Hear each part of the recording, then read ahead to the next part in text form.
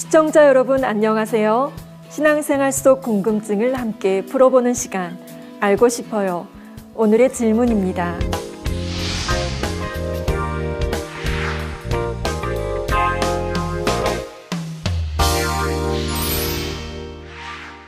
이단이 처음 어떻게 생겨났는지를 알기 위해서는 초기 교회사를 살펴보아야 합니다. 우리 주님께서 부활 승천하신 후 주님의 제자들은 예루살렘으로부터 시작하여 세계 각지로 흩어져서 복음을 전했습니다. 그러다가 한 사람, 두 사람 순교를 당했고 AD 100년경 사도 요한도 주님의 품에 안겼지요. 이제 복음 전파의 바톤은 사도들의 제자인 속사도들에게 넘겨졌습니다. 당시 기독교는 안팎으로 위협을 받고 있었습니다. 외부적인 위협은 로마 제국의 박해였지요. 복음은 극심한 박해에도 불구하고 더 널리 퍼져나갔습니다. 그 결과 각계각층의 다양한 부류의 사람들이 복음을 접하게 되었지요. 그런데 로마 제국은 헬라 문화의 영향을 아주 많이 받았습니다.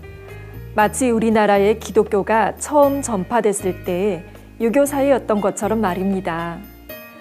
오늘날 그리스 신화로 잘 알려진 그리스의 12신 숭배는 로마에도 계승되었지요. 또한 고대 헬라 철학자들 소크라테스, 플라톤, 아리스토텔레스 등의 사상도 로마로 전래되었습니다. 이러한 사회 문화적인 환경을 가진 로마에 복음이 전파되었던 것입니다.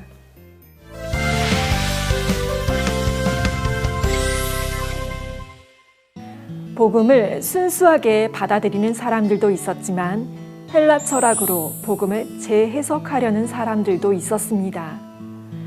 후자의 대표적인 부류가 바로 영지주의입니다. 이들은 영적인 지식이 구원에 이르게 한다고 여겨서 신령하고 비밀한 지식을 찾는 데 주력했지요. 이러한 영지주의자들에게 복음은 새로운 영적인 지식이었습니다. 그들은 자신들의 철학, 특히 플라톤 철학의 이원론으로 복음을 왜곡시켰습니다. 여기서 이원론이란 영은 선하고 물질은 악하다는 이론입니다. 이 이원론의 기준에 의하면 물질 세계를 만든 구약의 창조주 하나님은 악한 부류에 속하고 맙니다. 물질은 악인데 물질 세계를 만들었다면 이 신은 저급한 신이다 라고 생각했던 것입니다.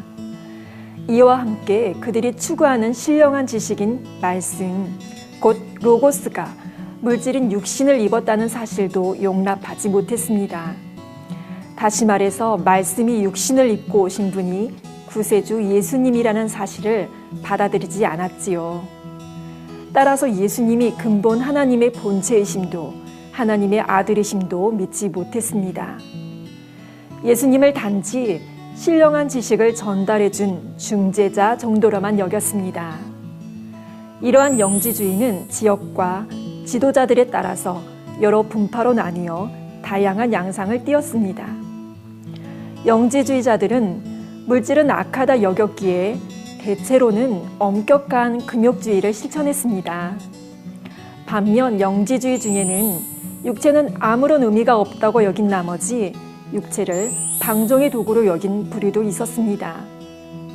바로 요한계시록 2장에 나오는 니골라당이 여기에 해당합니다. 니골라당은 한번 하나님을 믿은 뒤에는 무슨 행동을 해도 죄가 되지 않는다. 율법의 때는 지나갔으므로 지킬 필요가 없다. 육신은 악이요 영만이 선함으로 육신으로는 무엇이든지 할 수 있다고 가르쳤습니다. 만일 성도들이 이 가르침을 좇는다면 마음대로 죄를 지으며 살겠지요. 그러면 결국 성령이 소멸되고 구원에도 이룰 수 없게 되는 것입니다. 당시 영지주의는 교회 안으로도 깊이 침투해서 성도들에게 그들의 주장을 전하기도 했습니다. 원래 로마 교회의 이론이었던 마르키온이라는 사람이 이런 방식으로 영지주의의 영향을 받은 후 많은 추종자들과 함께 독자 세력을 만들었습니다. 이것이 바로 마르키온파입니다. 마르키온은 구약에 나타난 하나님은 율법의 하나님이며 신약에 나타난 사랑의 하나님과는 아무런 공통점이 없다고 주장했습니다. 또한 구약의 신을 불완전한 신으로 규정하고 진정한 하나님은 신약 성경에 나타난 사랑과 은혜의 하나님이라고 했지요. 그러므로 당연히 구약 성경도 인정하지 않았고요.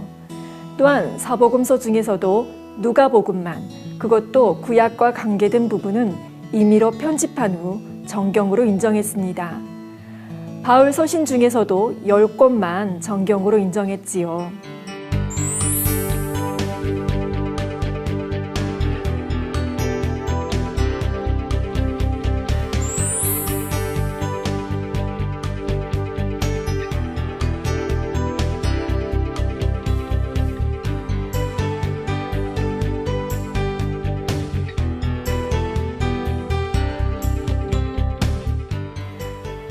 시청자 여러분, 초기 이단은 영지주의로부터 생겨났습니다. 이후에는 삼위일체 하나님에 대한 이해가 다른 이단들도 생겨나게 됩니다. 이러한 이단들의 출현은 정통교회에 큰 위험만 되었던 것은 아닙니다. 박해로 인해 오히려 복음이 확산되었던 것처럼 이단의 출현으로 인해 정통교회들은 바른 신조의 정립과 성경 정경화 작업의 필요성을 절실히 느끼게 되었습니다. 그 결과 사도신경이 탄생했고 성경 66권의 정경화 작업이 이루어졌지요.